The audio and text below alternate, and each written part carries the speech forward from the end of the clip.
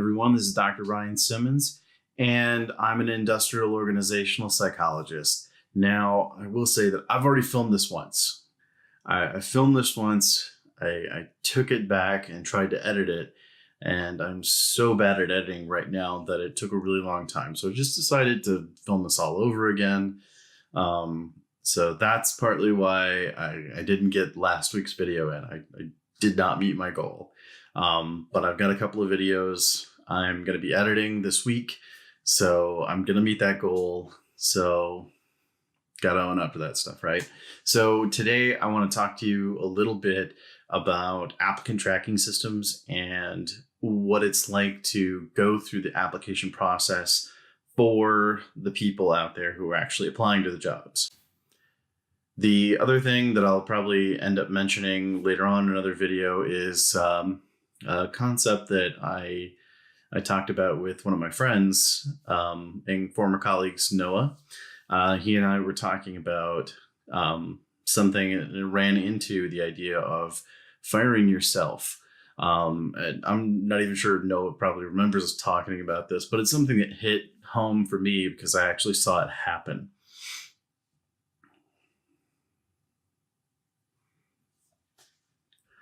Okay, so what's this idea of applicant tracking systems and the experience of the people who are actually applying to the jobs?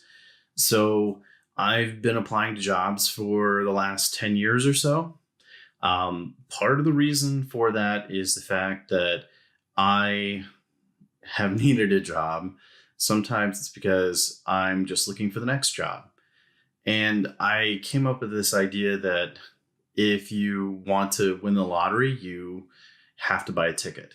And applying that to the idea of actually going out and applying for jobs, that means you have to go out and apply for a job to maybe get your best job or a dream job of some sort. So even if you have a great job, keep applying, keep looking. It's kind of terrible to keep looking for 10 years or more. I know that. And it is very demoralizing. Something that I've had to deal with time and time throughout my career. It's a must, and you just kind of get used to it. Why am I talking about this topic, and why does it make sense for you to listen? Well, if you've been reading any of the information coming out of Gallup about turnover, Gallup polls that is, well, what we found is that it costs the United States employers about $1 trillion a year to have turnover as high as it is in their organizations right now.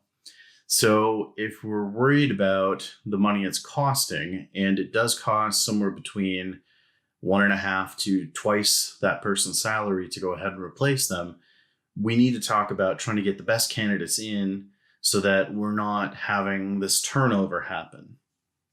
And one of the things I'm seeing as I'm going out there and applying for jobs is that we've got a lot of problems.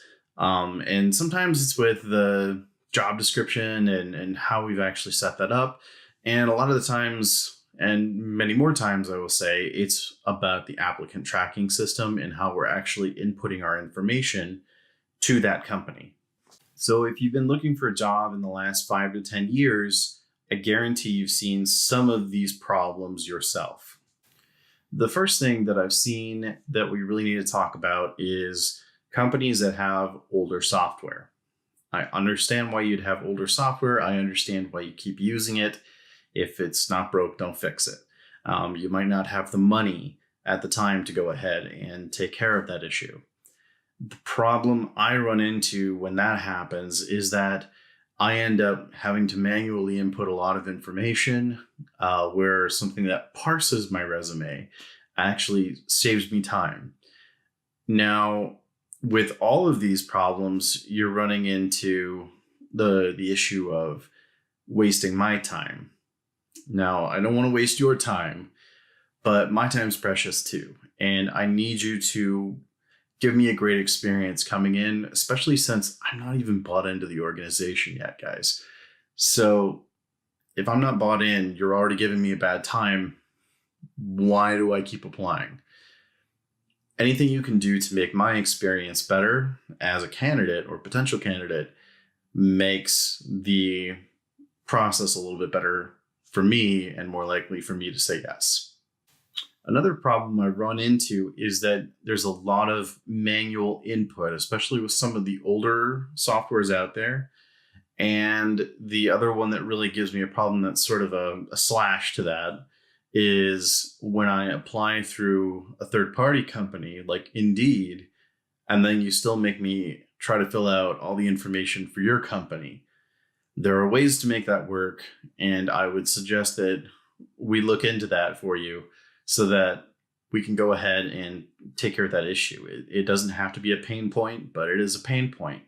Now, I keep bringing up my time being important, and I want to put that in relative terms, because when I say my time, I'm already talking about the 20 to 30 minutes I'm spending updating my resume to make sure it has all the key terms and make sure that it has all the information that you're looking for so that I'm not wasting your time. I'm also writing cover letters.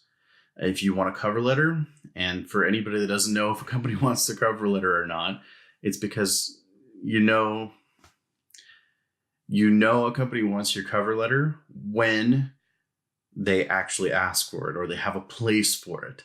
If they have that, write it, do a great job. It takes somewhere between 30 minutes and 45 minutes to write a really, really good cover letter.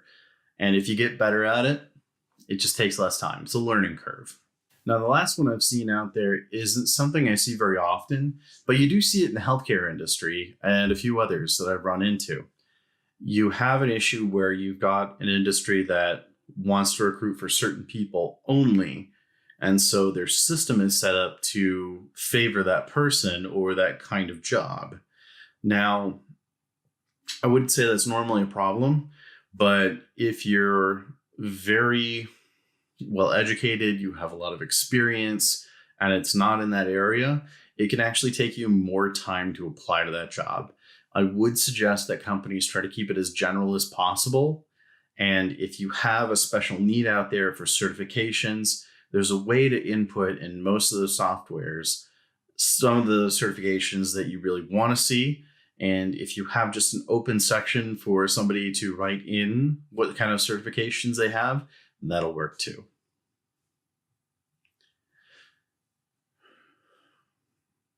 So what's the real problem that we're not fixing this? I'm going to assume that some executive or some decision maker is not on board with going ahead and spending that money. And I say that because I think the recruiters already know.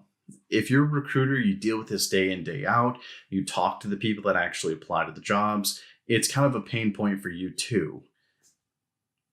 So my suggestion would be to go ahead and start getting people who are a little bit more closer to you in the organization's hierarchy to go ahead and test out that software.